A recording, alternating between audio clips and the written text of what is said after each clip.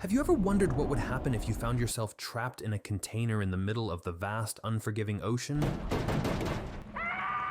In the recently released film Nowhere, a young woman named Mia faced this very scenario. A pregnant woman escaping from a war-torn country, she sought refuge by hiding in a maritime container aboard a cargo ship. After a violent storm, the container get dropped in the water and lost. She gave birth to her child while lost at sea, where she had to fight not only for her own survival, but for the life of her newborn. Welcome to today's video, where we delve into the fascinating and harrowing hypothetical of what it would be like if you were trapped in a container in the middle of the ocean. We'll explore the science, the challenges, and the survival techniques that could make the difference between life and death in such a dire situation. So, if you're ready to dive deep into the world of survival at sea, hit that subscribe button, give us a thumbs up, and join us as we explore the chilling what-if scenario of being trapped in a container in the ocean.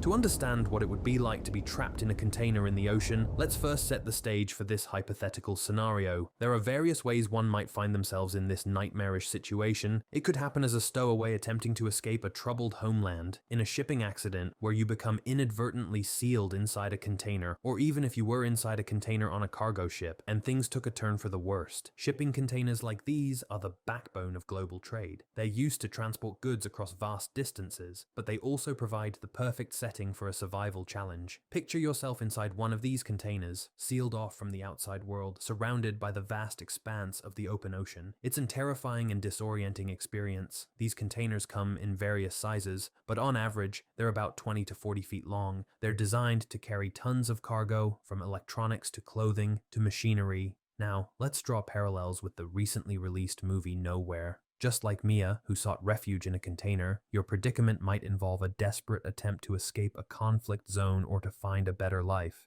But what happens next? How would you cope with this unexpected confinement in the middle of nowhere? It's time to embrace your inner MacGyver, because you're going to need all the resourcefulness you can muster. First off, this container is like your personal treasure chest. Let's take stock of what you've got.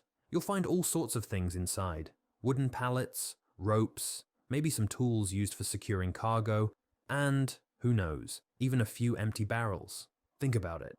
Those wooden pallets can be your lifesaver. You can use them to create a makeshift platform to stay above any potential flooding. And speaking of flooding, those barrels could double as flotation devices. Inflate them with air, secure them with ropes, and you've got yourself a life raft. While you're busy building your floating fortress, remember that survival isn't just about the tools, it's also about your mindset. Try to stay positive as much as possible because, well, this is a tough situation. And also, try not to think about food. The human body can survive weeks without food, but most people can only survive 3 to 5 days without water. Try to work as fast as possible.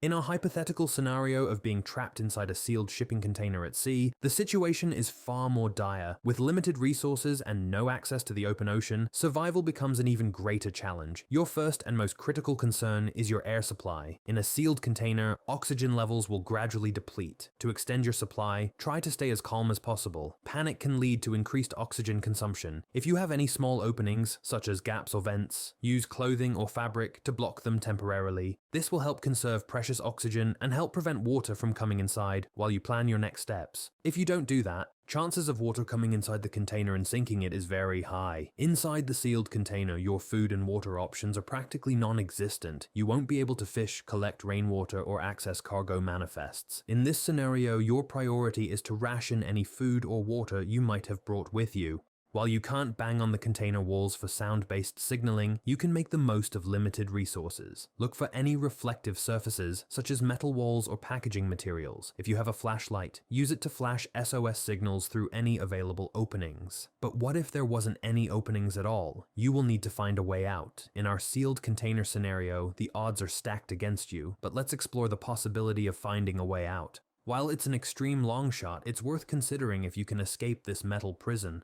First, assess your surroundings for any loose or movable objects. Search for any sharp or sturdy tools or materials that could potentially help you gain access to the container's exterior. If you find something that can be used as a lever or a makeshift crowbar, you might be able to pry open a seam or a joint. However, this task will require patience, effort, and a bit of luck. As you attempt to open the container, be cautious of the impact on your air supply. Any opening you create may allow fresh air to enter, which is vital for your survival, but it's a delicate balance and you must proceed with care to avoid injury. Like Mia in the movie, she found an electric drill and a knife. Tried to open a hole in the container so she can get out. If you are lucky enough to successfully open the container, and the container didn't drown in the ocean, you'll gain access to the open ocean. This opens up possibilities for fishing and water collection. Use any available materials as improvised fishing gear and collect rainwater if possible. Remember the ropers you saw earlier that was holding the wooden pallets? Collect every rope you can find in the container. Untangle them together, then tie a loop at the end of each rope. Connect the loops by tying them together until you have a long chain of connected loops. Now you have a DIY fishing net. Use it to collect some fish. Your improvised fishing net can be a lifesaver. Extend it through the opening you've created and let it float in the water. Fish are naturally curious and they might swim into your net, providing a potential source of food. While you're waiting for fish to take the bait, continue your efforts to collect rainwater. Even small openings in the container can allow rainwater to enter. Use containers or makeshift receptacles to catch and store the rainwater for later use. But if you don't get any rain, you'll need to be a little more creative. Try to catch a large fish. If you're successful, then all you have to do is eat its eyes.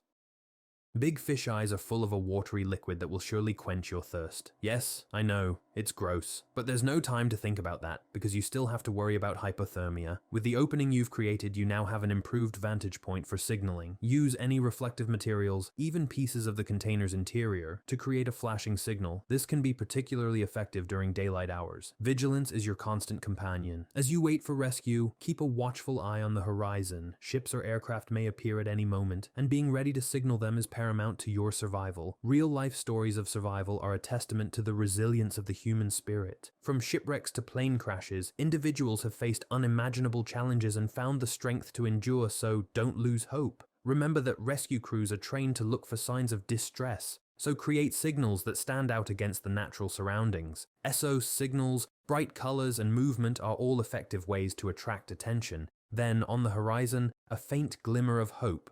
A ship, like a guardian angel, emerges from the vast expanse of the ocean. It draws closer, its crew spotting the signals we've tirelessly created. As the ship approaches, we can barely contain our emotions. Our hearts race with anticipation, knowing that salvation is within reach. The crew on board, trained for such moments, launches a rescue operation. As you've probably gathered from the past few minutes, finding yourself in this scenario would be very bad. Your best bet at surviving in the ocean is to avoid getting into this situation in the first place. If you're going out on something like this, remember to tell people where you're planning on going and when you're supposed to be back. Technology is making it easier to find people who get lost in water, but the more information, the better when it comes to rescue missions. You'd want to be rescued from the water as soon as possible, because being submerged in water for any longer than 24 hours can lead to your skin breaking down. If this happens, you'll have open sores, and you would have a greater risk of fungal and bacterial infections, even if the water is completely sterile. Don't believe me? Well, maybe you should test it out by sitting in a full bathtub for a few days straight, but that's a story for another video.